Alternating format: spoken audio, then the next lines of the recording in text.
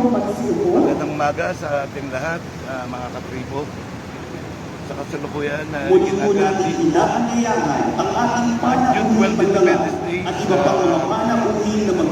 makasaysayang puntod ng Bonifacio Monument dito po sa Caloocan. Nasasaksiyan po natin ang formal na selebrasyon ng araw na kalayaan. Dito po sa ating mahal na Acting Director, Police Brigadier General Delander L. Caloocan, sasaksiyan ito ni Congressman Oscar G. Malapitan, pangalawang punong lungsod, Ana.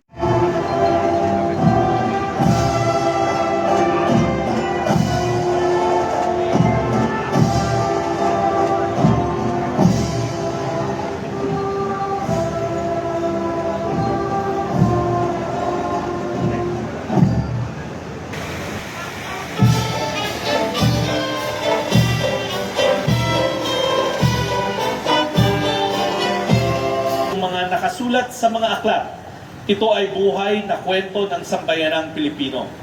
Kasama ng bawat sakripisyo, pagtutulungan at tagumpay sa pagtungo natin sa isang maunlad na kinabukasan.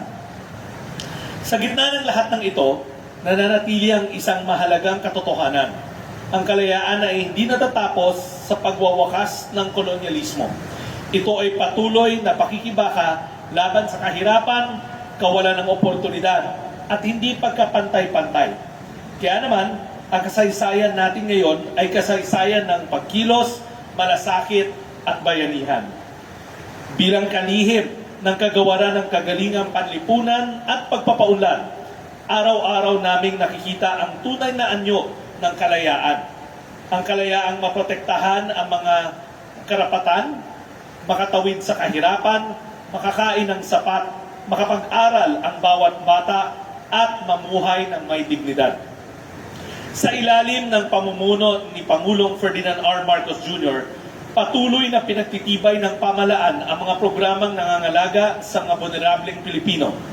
Mga programang hindi lamang tumutugon sa pangangailangan ngayon, kundi namumuhunan din para sa maayos na kinabukasan. Sa DSWD, naniniwala kami na ang tunay na kaunlaran ay hindi lamang nasusulat sa gusali at infrastruktura, kung hindi sa mga pamilyang nakakakain ng sapat, sa mga batang nakakapag-aral na maayos, at sa mga mamamayan na may pag-asa sa bukas. Nariyan ang Pantawid Pamilyang Pilipino Program o 4Ps na patuloy na nagbibigay ng pag-asa sa milyon-milyong pamilya sa pamamagitan ng edukasyon at kalusugan. Nariyan ang Walang Gutom Program, isang malinaw na paninindigan ng pamahalaan na walang Pilipinong dapat nagugutom sa gitna ng pag-unlad ng ating bansa.